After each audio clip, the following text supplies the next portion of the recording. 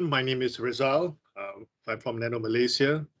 I also am the representative from the Ministry of Science, Technology and Innovation, and I'm honored to be given the opportunity to present at the Technology Investment Meeting 2021. And I will share my thoughts and opinion with regards to the best way to commercialize disruptive technologies using the venture builder investment model. So firstly, I would like to share my definition or the general definition about what are disruptive technologies. As you can see here, disruptive technology is being defined as something which is radical, revolutionary, they are designed to completely change the way products is being designed, the industrial processes, the manufacturing, services, and even business models, which will in turn cause a transformative effect towards the end user behavior, the customers, and their lifestyle.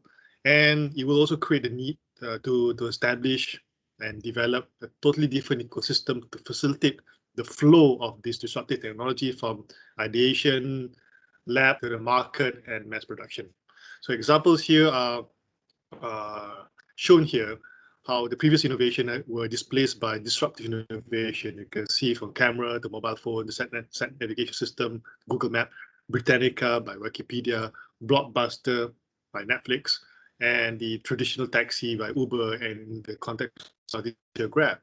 And the guy that holding the camera on the helicopter was replaced by a drone carrying a camera. So your displacement of the helicopter itself, the pilot, the cameraman, and we have just a drone flying around. And the mobile phone itself is a convergence of many, which render all the other devices such as laptop to a certain extent, the camera, the original phone, so on and so forth, obsolete, where you can literally access your work using a single mobile device. So this will create a different.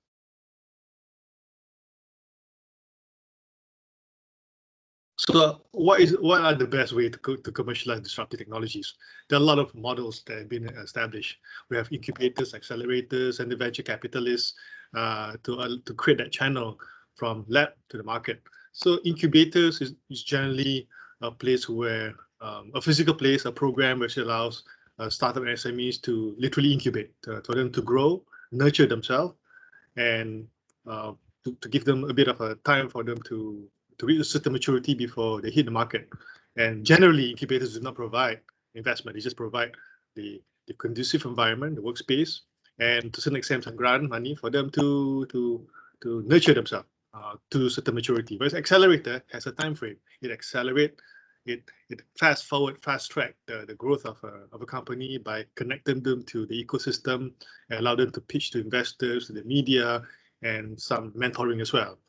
But these two examples are traditional approach towards commercialization of new technologies. Then come the other version, another version of investing and pushing technology to the market. So we all know about venture capitalists and how they are being constructed and how and the relevant model.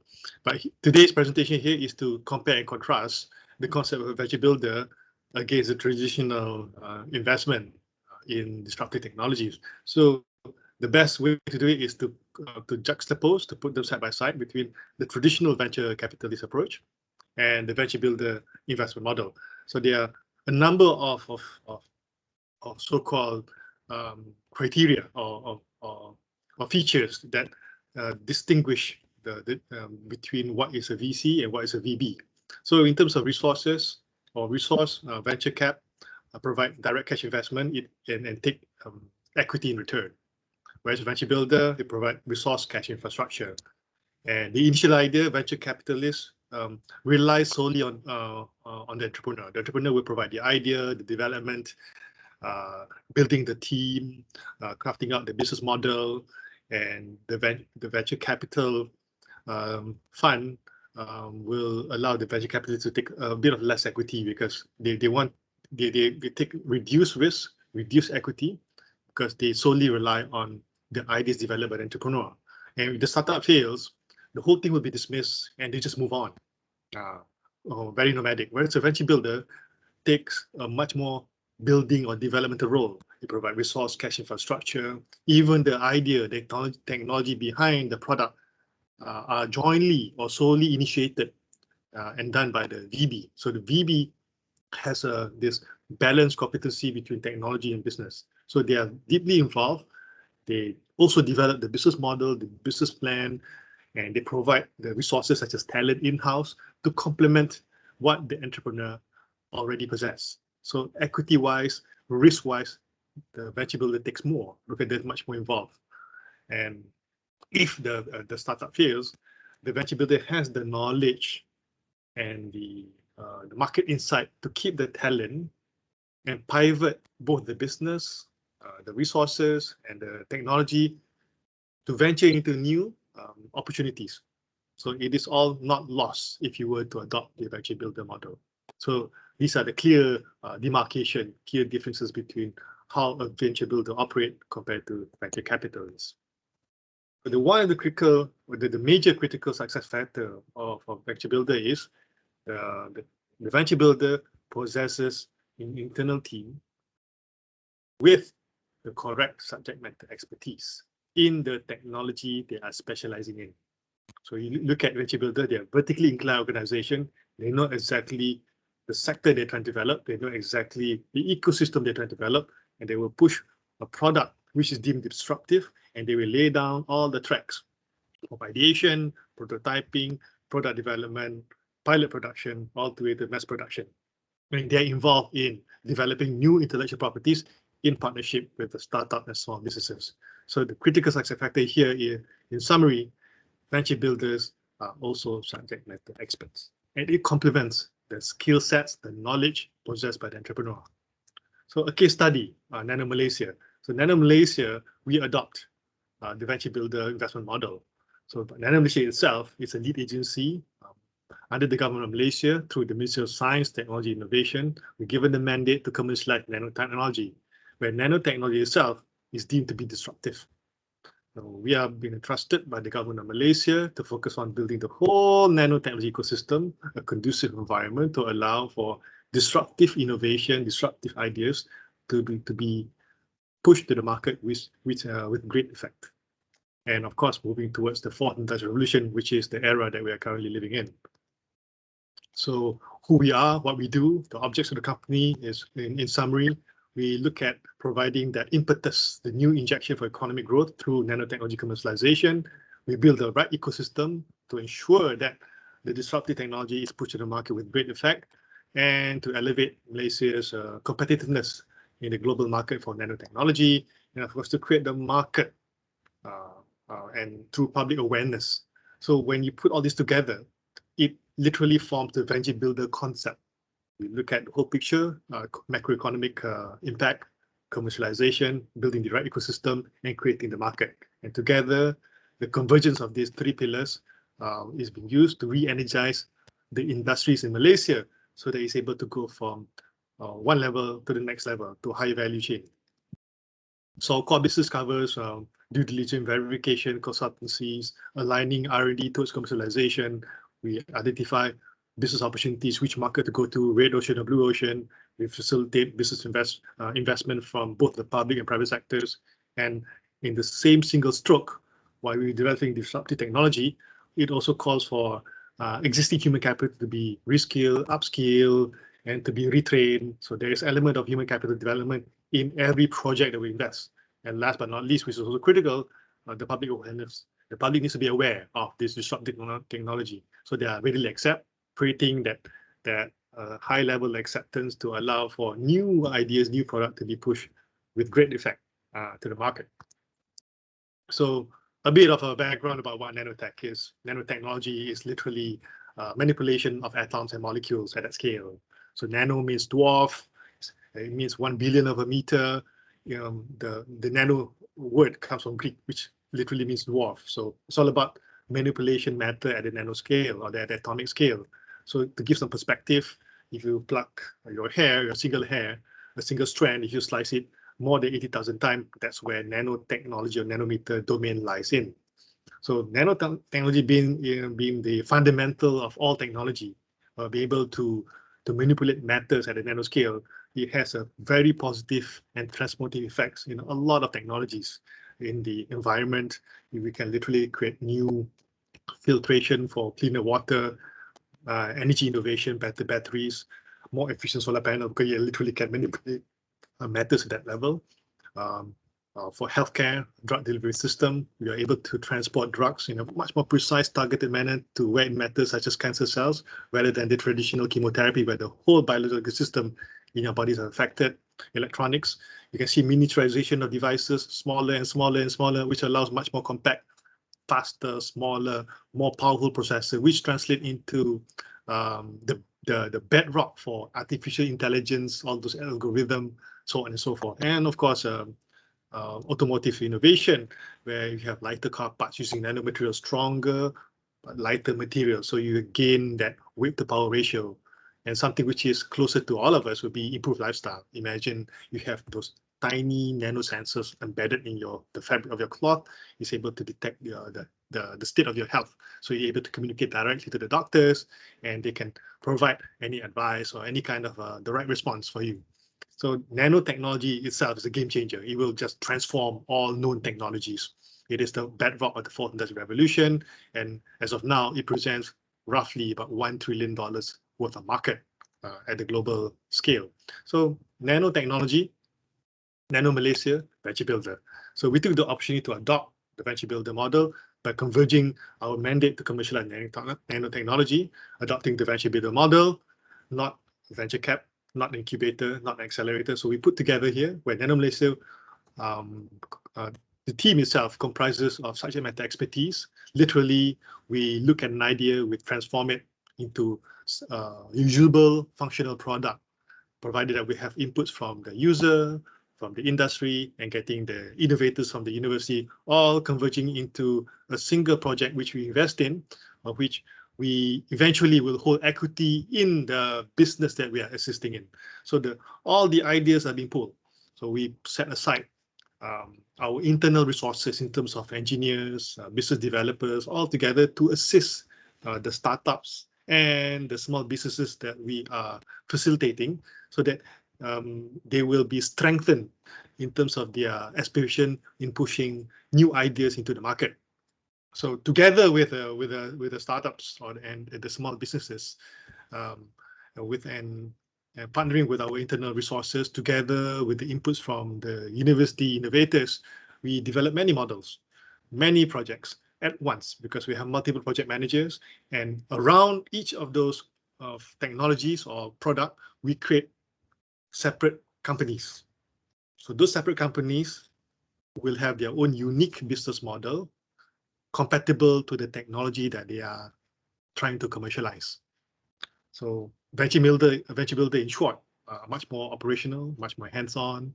There's a capital injection through the development of the technology. We provide the right resources. We provide technical advice. We provide access to facilities around the country on a gig innovation or gig economy model, and towards building the minimum viable product, which has its place in the market.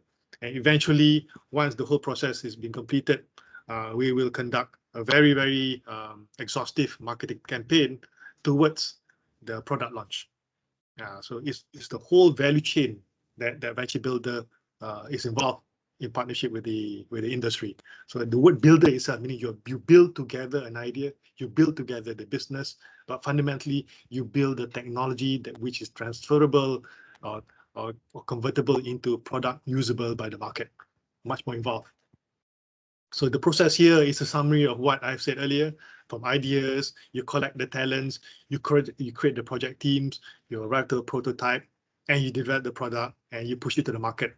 And all of this is complemented or complementary with what the entrepreneur already in possession, such as their expertise, their market know-how. We provide a similar competency and know-how as well. We combine forces and we build the business together, understanding where we want to go to, which market, so on and so forth. So NanoMalaysia is unique in that sense, different from other agencies, because we are subject matter expertise. We know exactly what nanotech is. We know how the market responds. We know where the market is going to in terms of the trend, where they are now, where they are leading towards. So all these relevant technological academic backgrounds and the business competency we developed for the past few years gives us that unique advantage for us to build the right ecosystem, to establish the right value chain and the supply chain, so vastly reduce or even eliminate the barriers that often been seen by entrepreneur when it comes to commercializing new game-changing, new disruptive or radical or revolutionary technology to the market. So there's none other like NanoMalaysia, at least in Malaysia for that matter. So this will allow us to really to have that agility and flexibility to pivot technologies and even the business model in times of crisis, in times of stagnation or recession, because we always look at new opportunities. If it doesn't work here, we will look at maybe it will work for that purpose. For example, nano coating. It is used for general healthcare. When it comes to COVID-19 pandemic, we saw opportunity for nano coating to be pivoted towards application in the hospitals. So it provides some level of viral protection. It will provide some level of clean air if you were to coat those HEPA filter and so on and so forth. So those are the key competencies, key features of what venture builders are, which is adopted by NanoMalaysia, contextualize it in the nanotechnology space to allow for effective go-to-market strategy. So this will be a summary of the framework of how we literally source the investment from the public and private sectors. Our business investment, project investment model illustrate here that we identify the society needs, what they want in terms of the needs statement or grand challenges. We pull university researchers, innovators into our environment, and we talk to the industry about their capability to mass produce any disruptive technology. So the convergence or congregation of an agency, the societies, the university researchers, the industry form this quadruple helix model, which allow us to produce, to develop and produce the right kind of technology and solution that will address what the market needs. So the clear outcome of this will be a jointly developed intellectual properties.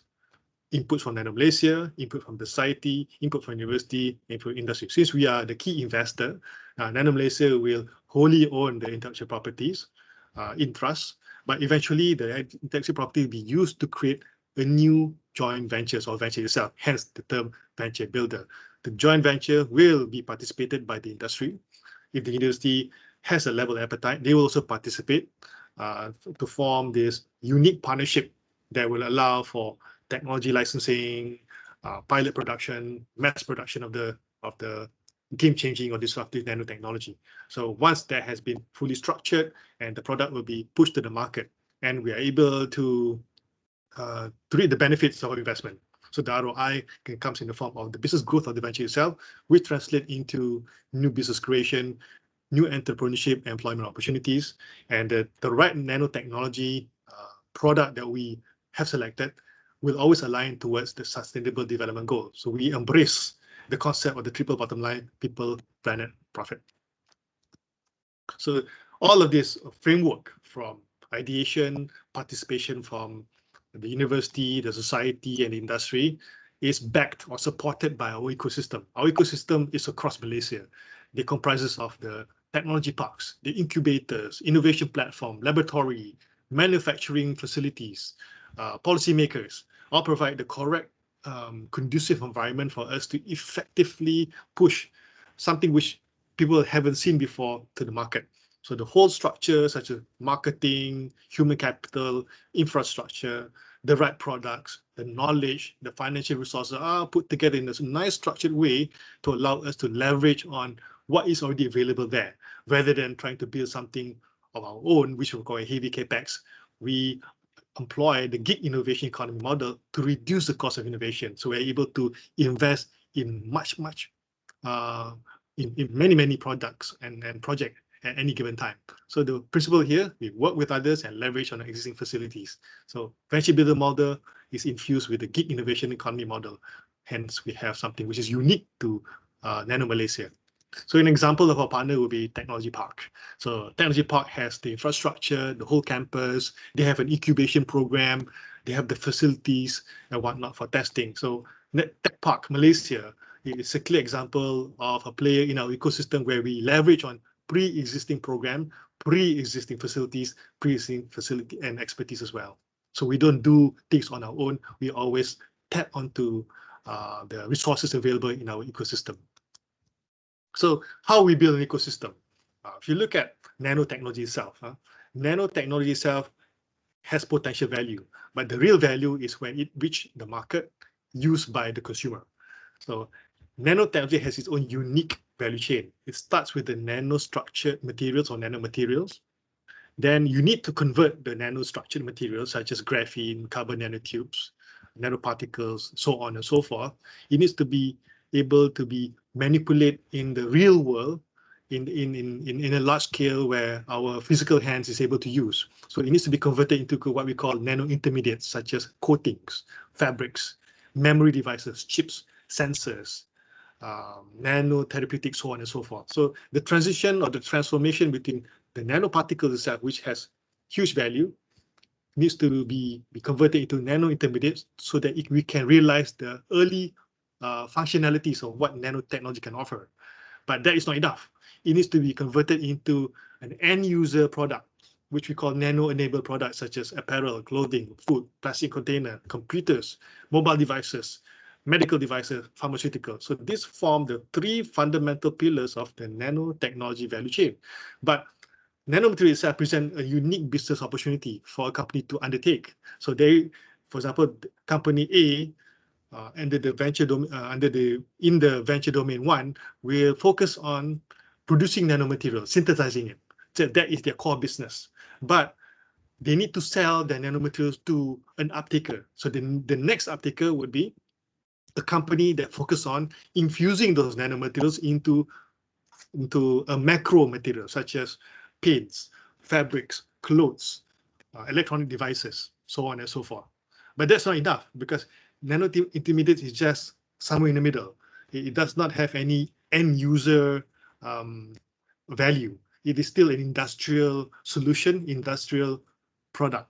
In order for you to hit the market, you need to have the system integrator at the end of the value chain to put all things together, from fabrics into clothing, from coatings into plastic container, construction materials, so on and so forth, from the individual devices into chips, memory, so it becomes IoT, it becomes mobile devices, laptops, so on and so forth. So these so-called components in the value chain needs to be invested in so that the value of the business of producing nanomaterial has a commercial deployment strategy that is complemented by another business which is focusing on producing the nano intermediates, the enhanced fabrics, the enhanced coatings. But in order for you to hit the market, you need to create the demand, which is the end user based product. So you need another business entity or business activity that will consume nano intermediates to convert it into something which people like you and me, the consumer, is able to use. So each of these components needs to be created either sequentially or in parallel to allow for the game-changing nanomaterials produced by business or venture domain 1 to be consumed. So there's a transaction into nano intermediates, another business. Then eventually the transaction will also flow further downstream, and there will be some commercial transaction to be consumed by venture domain 3 to absorb those nano intermediates and convert it into a usable consumer-based product. So all of these components needs to be built by design. So the venture builder model is suitable for us to push through something which is disruptive, game-changing, starting from raw materials into something which is intermediates, and eventually end user product which can be used by a consumer. So this requires the venture builder model for us to literally create this venture domain 1, 2, and 3 to allow for the transition flow of nanomaterials into nano intermediates and reaching to the nano-enabled products. So a case study, my last slide here would give you an idea of how we literally push the nanomaterials, nano intermediates to nano and enabled products to the market. So an example given here, a final case study is our hydrogen reactor fuel cell system. But in order to arrive to the hydrogen reactor fuel cell system, which is being designed to disrupt the electric vehicle market. So what it does is the reactor is able to produce hydrogen on the go. Add water, it reacts with a certain advanced material with nanotech catalyst, it will just generate hydrogen and it will be converted to electricity using a fuel cell system. But behind that system, we have the raw materials, the components such as the hydride, nanocatalyst, the fuel cell, the batteries, and ultracapacitors. So that form the raw materials that will arrive to the intermediate, which is the system that produces the electrical power. Then we need to convert that into something is usable or something visible, practical by the end user. So this system is being installed in a drone. So the drone is able to literally fly using the electrical power generated by the fuel cell system, which was fed by hydrogen created or produced by the reactor. So literally this drone is able to have a certain technical advantage where it's able to fly 4 times longer compared to the traditional battery-powered drone. So that in itself, when you create a drone, is a new venture. You build a new venture as a drone producer. But that's not enough. We further go downstream. The drone itself, when you're fitted with sensors and whatnot, is able to provide geomapping services for agriculture. So that's another business service, another new venture further downstream. And another downstream application is the very same reactor, the system, the fuel cell, is being pivoted to develop our new prototype car. The same reactor, add water, it reacts well to produce hydrogen with nanotechnology intervention. And when hydrogen is produced, you push through a fuel cell system, generate electricity, fed into the electric motor, and it runs the car. So all of this represents all the vertical components in the end user product, originating from a very basic system that we have developed together with the local university and local startup and small business partner. So all of this form the venture model adopted to push disruptive technology from nano materials, nano intermediates into a real end user product, which people like you, consumer, can literally use. So that would be the concept of which we are trying to share with you today. The idea of the convergence of applying the venture builder model, which is different from venture cap, different from incubators, different from accelerator, which is unique and should be compatible when it comes to pushing disruptive, innovative ideas from lab to the market. So with that, I end my presentation. Thank you for your undivided attention. Thank you. Have a good day.